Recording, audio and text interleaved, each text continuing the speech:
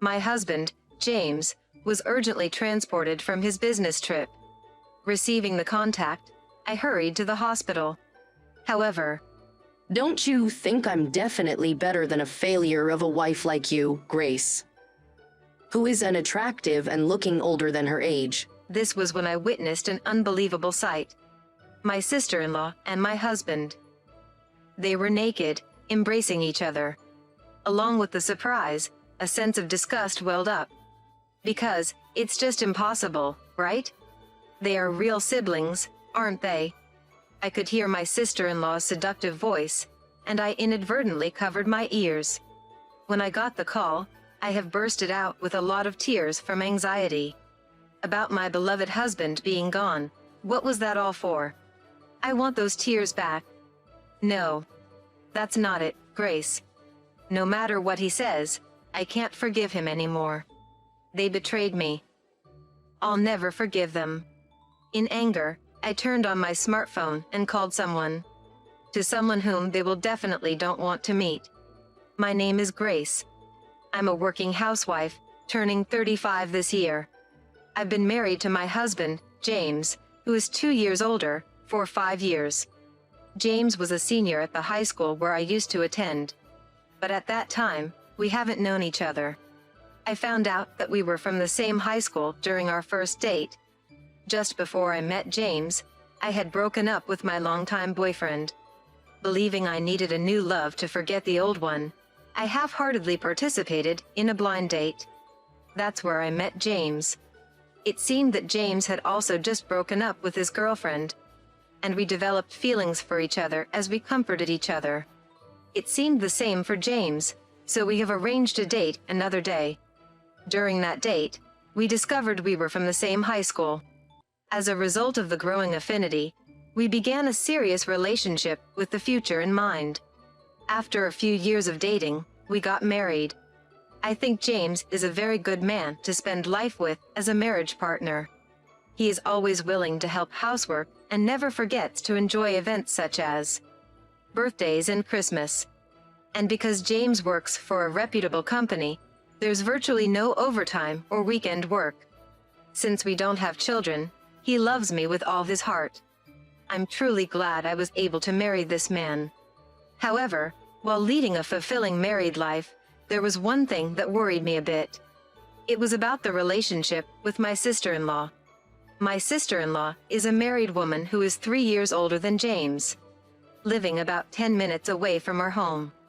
She seems to have adored James since they were young, and when they were in elementary school, they were together all the time. Her affection for James didn't change in junior high and high school, and even as adults, it continues. To her, James must be her adorable little brother forever. And to her, I am the evil woman who stole her cute brother. When I went to meet his family to announce our marriage, she said that directly to me. I want to have a normal relationship with her, not necessarily a friendly one. But that seems to be an unreachable dream. So, at least from my side, I try to avoid contact with her. However, my sister-in-law doesn't care about that, and calls whenever there's a chance, nagging and making sarcastic remarks. Hello, Grace. Haven't you quit your job yet? Stop thinking about yourself and become a full-time housewife to support James properly. I've told you so many times. James can take care of himself, even without me supporting him. He's fine. Don't talk back to me. Besides, I know better than anyone that James can do everything by himself. Just because you're his wife, don't think you can act superior. You're unpleasant. With everything going like this, I can only smile bitterly and accompany her in conversation until she is satisfied. I have never reported such behavior of my sister-in-law to James, but I have consulted my mother-in-law, who lives a short distance away. Unlike my antagonistic sister-in-law, my mother-in-law treats me very well. We even arrange to have tea together sometimes. After the consultation, my mother-in-law, astounded at my sister-in-law's selfish attitude, firmly cautioned her. Thanks to that, the sarcastic remarks. from my sister-in-law have gotten much better than just after the marriage. In any case, I wish you would accept James and me soon. Then, one day happened. That day, I had to work overtime for the first time in a while. I ended up coming home an hour later than usual, but since James was cooking dinner, I decided to go straight home without stopping by the supermarket. I was tired today and thought of going to bed early.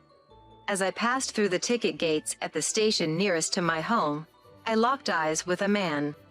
It was my sister-in-law's husband. I instinctively nodded in greeting, and he responded with a hello and a smile. I only see him for a few hours during the Christmas and New Year holidays. But since we were heading in the same direction, we ended up walking home together. Fortunately, he is sociable, so there were no awkward silences along the way. We chatted about harmless topics as we walked down the dark street. After about 15 minutes of walking together from the station, he raised his hand slightly, said, "Well, I'm going this way. Please be careful on your way home," and left. Even though he told me to be careful, my house was right in front of me. It seemed like he had walked with me because he was worried about me walking alone in the dark. I hadn't interacted with him much before, but I realized he was a good person. I watched him walk away before I entered my house. The next day, I had the day off, so I waved goodbye to James as he left for work, and enjoyed a cup of coffee in the living room. Then, the doorbell rang, indicating a visitor. I put my half-finished cup of coffee on the dining table and peered into the intercom monitor. It was my sister-in-law. I wondered if she had come to make sarcastic remarks. Despite feeling fed up, I headed to the front door. I could have ignored her, but if she found out I was pretending to be out, it would become even more troublesome. If I just let her talk, she would eventually leave. The moment I opened the front door, my sister-in-law grabbed my shoulder and raised her voice. You're having an affair with my husband, aren't you? You're really the worst kind of woman. You're nothing like the quiet person you appear to be. I was taken aback, unable to comprehend what she was accusing me of for a moment. As I stood dumbfounded, my sister-in-law became more heated. Why are you looking so surprised? It's disgusting. I know you met with my husband last night. It was then that I finally understood what she was talking about. She was talking about how I happened to meet her husband last night and walked home with him. Had she been watching us from somewhere? Or maybe her husband had told her himself. Either way, I haven't cheated on anyone. It was a misunderstanding on her part. When I told her this, she snorted in contempt and spat out. "What a shameless woman you are. I'll get you for this," before storming off. Although she didn't seem convinced, I was relieved that she left. I hope this doesn't escalate any further. A few weeks later, James had to go on a business trip. James had been working a lot of overtime and going into the office on his days off recently. It was unusual for him to work overtime or go in on weekends, so when I asked about it, he said he had been preparing for his business trip. "Well, I'm off. Please take care of the house while I'm away. Don't get lonely and cry because I'm not around," James said in a teasing tone and left. Well, I need to do my best at my own job too. I was just entering a busy period, so I had 2 busy days. And then, on the morning of the 3rd day, after James went on his business trip, while I was preparing for work, my phone rang. The screen of my smartphone displayed an unfamiliar phone number. Who could it be this early in the morning? "Hello. May I ask who's calling?" In response to my question, the person on the other end of the line said they were from the municipal hospital. That didn't mean anything to me. It seemed to be a hospital located about an hour away from my house. And I haven't been to a hospital recently. Anyway, I had no idea why they were calling. Are you sure you have the right number?" "I'm sorry, but I haven't been to your hospital before." Then the other person said, "Is this Grace?" and called my name. Actually, James has been involved in a traffic accident and was just rushed to our hospital. He is currently sleeping due to the shock of the accident. So we're contacting you on his behalf. Traffic accident, emergency transportation. Hearing these words, I felt a chill run down my spine. Is James all right? He seems to be out of danger for now, but we think it's best if he stays in the hospital for 2 to 3 days just to be safe. We'll explain more in detail. Could you come to the hospital? I replied, I'll be there right away, confirmed the detailed address of the hospital, and hung up the phone. I then explained the situation to my workplace. My boss was very concerned and kindly said that I could take paid leave for a while. I changed from my work uniform into my casual clothes and decided to head to the hospital. On my way to the nearest station, I noticed something.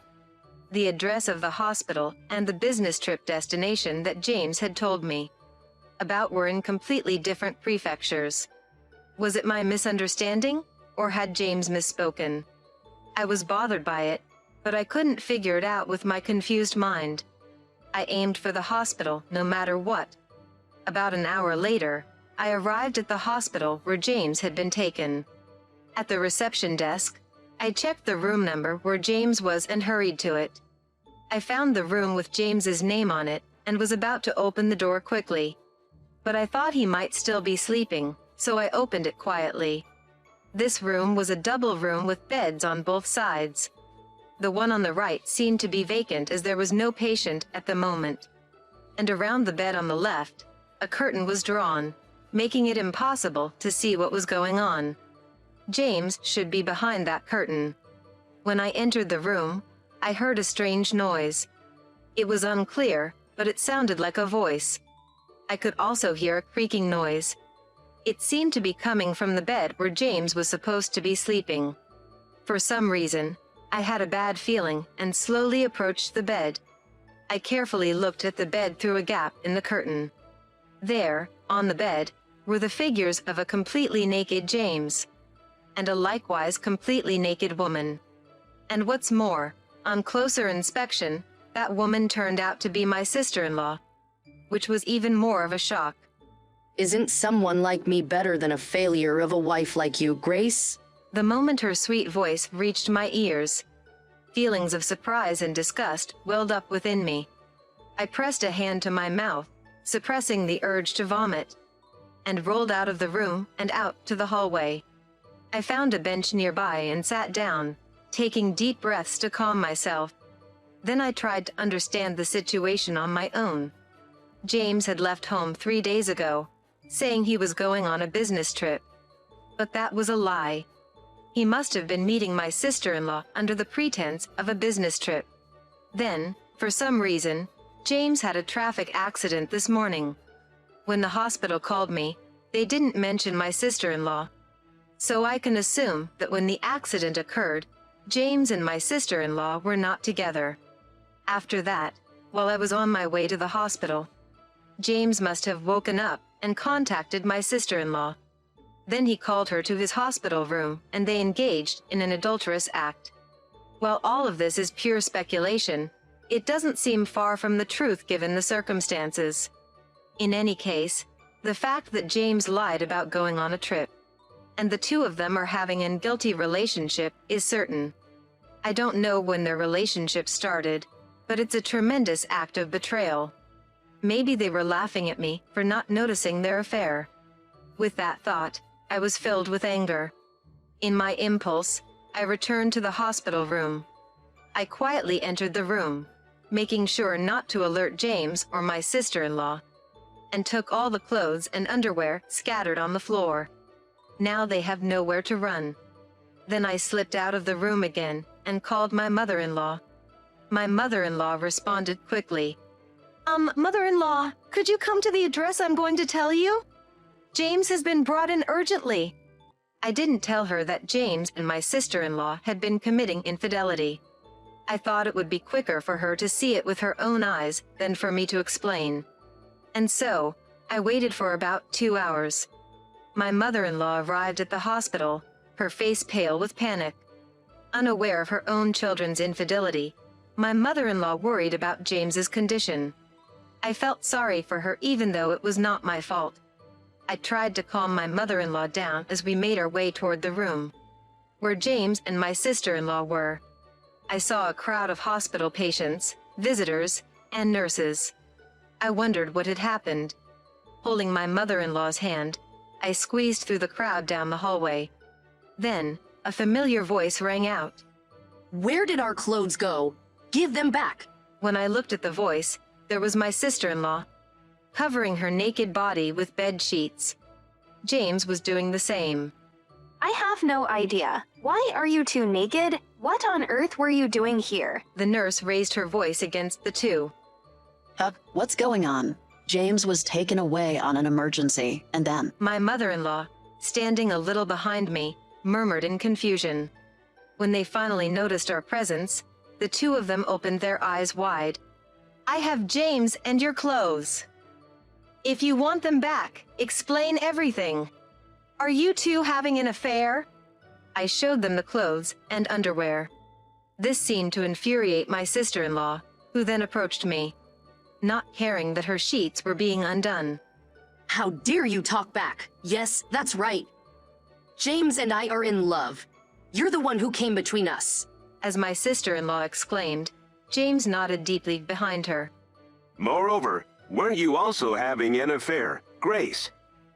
I heard from my sister that you were meeting her husband secretly. James puffed his chest out as if he had one. Looking at him, I felt my love for him completely vanish. He chose to believe my sister-in-law over me. I had no regrets left for him. Just as I was about to counter, my mother-in-law spoke first. You two, I never thought my children could be so stupid. I'm going to break off our parent-child relationship. Don't ever step foot in my house again. You two can go wherever you want. An unexpectedly stern and low voice coming from my usually gentle mother-in-law accuses the two of them. Overwhelmed by her fury, or perhaps finally realizing the gravity of their actions, both James and sister-in-law are down, unable to say anything. I tossed their clothes and underwear at them. The sight of them picking up the scattered clothing from the floor was truly ridiculous. James, I never cheated. It's just a misunderstanding on my sister-in-law's part. I can't continue as husband and wife any longer. Be prepared for when you're discharged.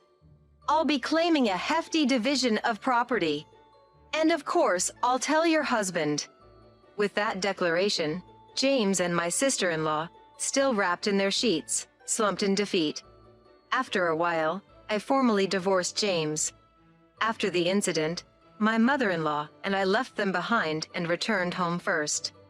Apparently, James, who was supposed to be hospitalized, was severely scolded for significantly disrupting the hospital's order, and my sister-in-law was banned from entering. Then, as I declared, I claimed a division of property from James. Furthermore, once my sister-in-law's husband found out the situation, he also sought a divorce and claimed a consolation fee. Left the two of them struggling with enormous payments, working day and night, toiling away. For a while, James and my sister-in-law, who had both become single, lived together. But due to their strained living conditions, they were constantly arguing and soon separated. Perhaps they were intoxicated by the affair situation. And when that was gone, they might have felt there was no point in being together. After that, James sought to reconcile several times. Naturally, I had no intention of reconciling. The third time he asked for a reconciliation, I warned him that I would call the police if he continued to pester me, and since then, he hasn't shown up. So I don't know what's happening with James now, but the division of property continues to be paid. So I guess he's managing somehow somewhere. And my sister-in-law, who separated from James, seemed to have been barely making ends meet with day labor. But it seemed like she had reached her limit and finally started working at night. Speaking of which, a few years ago, my sister-in-law said things like, "Women who work at night are pitiful." Now that she has become that pitiful woman, I wonder how she feels. I hope she is reflecting on her actions. As for me, I moved to start a new life. I now live in an apartment near my workplace. I still occasionally contact my mother-in-law. Initially, my mother-in-law was very depressed, but lately, she seems to be slowly recovering, which is a relief. I plan to have a tea party at home this Sunday. I felt as if I couldn't recover for a while after being betrayed by someone I trusted. However, I can't afford to dwell on it forever, considering this is the start of my second life. I'll live positively to seize happiness. That's what I vowed in my heart.